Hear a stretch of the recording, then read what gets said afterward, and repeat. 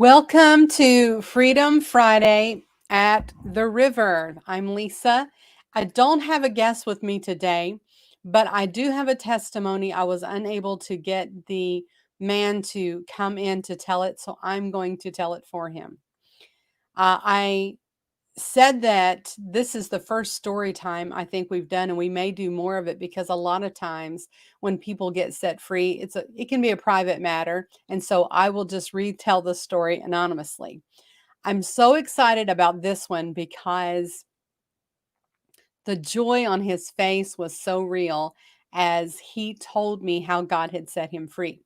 Now, we were shut down here in the church for a couple weeks doing a self quarantine, and I actually can see the comments. Hey, Debbie, I'm able to see those today. So if you have questions, I may be able to put those up on here. I also can see that this is messed up.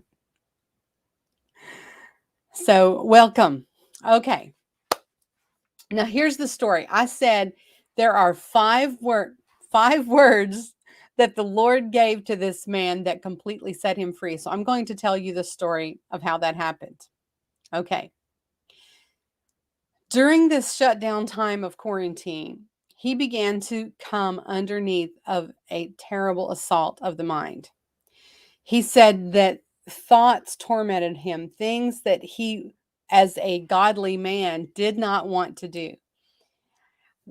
Immoral things, immoral thoughts, a myriad of things. And he said, I was thinking, Lisa, if we could just come, he and his wife come into the office, we could just seek the Lord and find out what was going on. So he just began to pray about that and say, man, what is going on with my head? Have you ever done that? Even as a believer, thoughts start coming into your head. You're thinking, this is not godly. What's going on? But it seems so real. And the compelling seems so real. Well, he was doing a video series that we, from our ministry team, we love to recommend. It's called Free Indeed series by Robert Morris, or Gateway Church out of Texas. And you can find that on YouTube. And he was doing that session. And it wasn't Robert, but it was one of the other guys. And he was talking about this man who was addicted to, I think it might have been smoking, some kind of addiction, but I think it was smoking or tobacco. And he was saying, man, this thing torments me and I cannot get it to let go of me. Well, the man said that he began to say, that is not who God created you to be. So out of your mouth, begin to say, God did not call me to be a smoker. I'm not a smoker, or whatever addiction it was he wanted to get rid of. And he said that began to break over his life. Well, this man that I was talking to said, the Lord said, you need to confess that you are not he said, you need to confess that you are a moral man. Up until this moment, this man had no idea that in his heart, in his psyche, in his thought processes, he believed he was an immoral man. And he said he can remember all the way back to the age of like 3 or 4, believed he was an immoral man then. Now, if you have a core belief that you are immoral or a bad person, there's some fruit that may come out of that. And when the Lord said, begin to confess, I am a moral man. Now, this isn't like a mind over matter. This is speaking and professing the truth of God. So with a smile on his face, he said to me, I said, the torment was coming into his mind. So he said, I am a moral man. The power of God met that profession of faith and set that man free. All tormenting thoughts, all the temptations broke off of him. Some people don't think confession's important, but it is through our confession that we're saved. There are power in our words. He told me after that throughout the day, if he began to have a thought that lined up with that original lie or was a temptation, he would say, I am a moral man. And he laughed and he said, I can't even say that without smiling every time. And then when I would say that back to him, you are a moral man, he would grin because he believed it.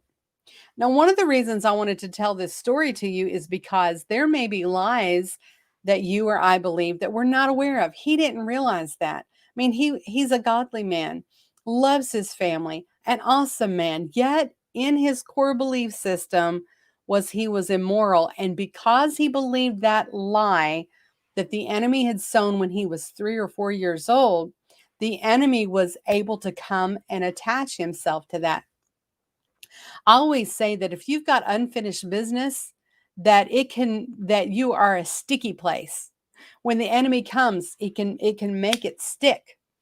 So here's what I recommend doing is asking the Lord, God, is there any lie that I believe about myself that's not true? Now, you particularly are going to want to do this if you are being tormented. Doesn't the Bible not say, submit to God, resist the devil, and he will flee? That's the pattern. That's our orders to do that. If part of that is not working, first you make sure you're submitted to God. And if you are resisting those thoughts that are happening over and over again, and the enemy is not fleeing, it's not because the word's not true, it's because perhaps he has a right. He has a deed to something. So what you do is you say, okay, God, I'm submitted to you. I believe. If I'm not, you need to let me know. I'm resisting the enemy. And by resisting, you can use the scripture. You can use the word to resist. You can command the enemy to go. You can say, I'm not thinking about that thought. But if you continually find yourself in a battle, then back up and say, okay, God, is there a lie that I believe? And maybe he'll say, you believe you're unworthy. Maybe he'll say, you believe that what Papa whatever said about you being stupid is true. Then all you have to do when he shows you that lie is come out of agreement with it, like this man did. And you verbally do that. And it can be really uncomfortable when you realize you believe a lie about yourself. The other night, I didn't release this, but I felt like there was someone in the congregation who felt unworthy. And my first thought was, who told them that? Because God never says you're unworthy. The evidence is very clear that he thinks we're very valuable. Gave his son for us. Everything he has, he's made available to us. So obviously it's not God that says we're unworthy. Do you know who says you're unworthy? Well, let me tell you a story to go with this story. There was a man who had a Picasso painting, which those are some I'm not an art person anyway, so maybe you think it's beautiful, but for me, when I see a Picasso, I'm like, I'm not sure how that happened. But if you appreciate it, go ahead and appreciate it.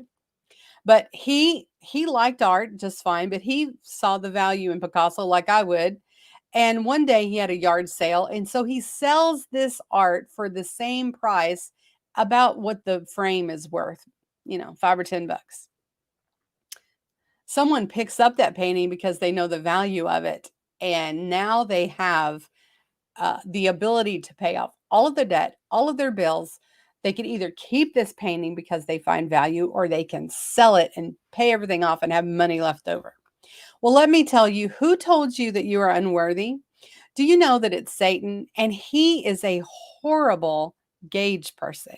Just like that person who couldn't find value in the painting. Do you know that Satan found no value in heaven?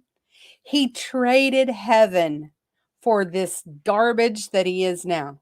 You see?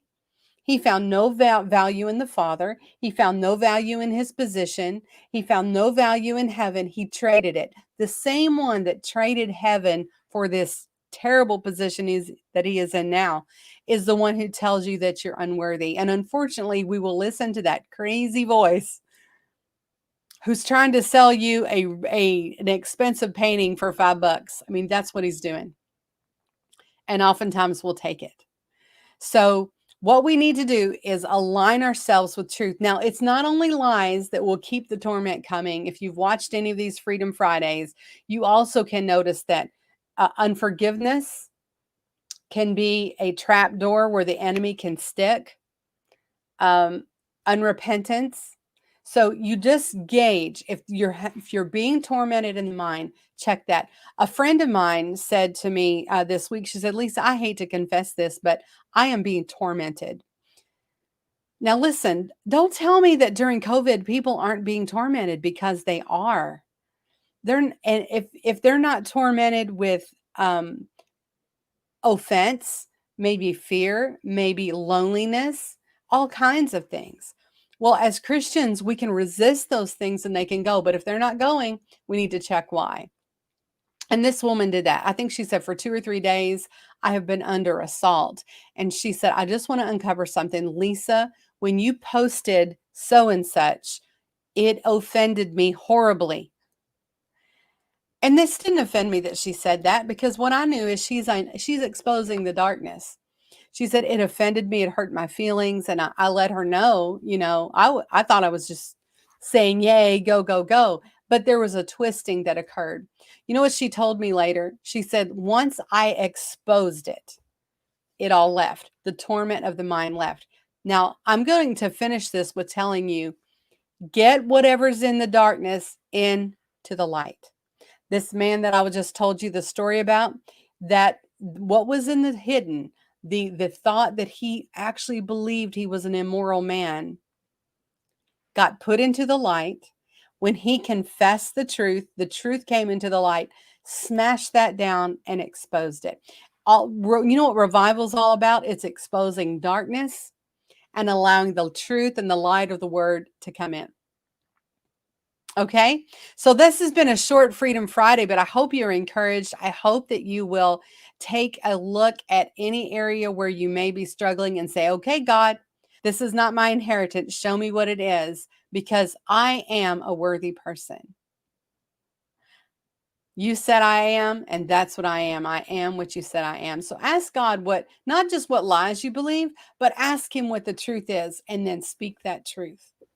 All right. God bless you guys. I hope that you have a great weekend. Next Friday, we'll be back with another broadcast. And then Sunday morning, be praying. If you don't go to the river, be praying for your pastors. This is a difficult season, but we believe God is moving big time. God bless. If you haven't watched this whole episode, I'd see some people just came on. I'm going to end this. Make sure you go back and see it, because I gave some really good information. That's right, Pam. Expose it.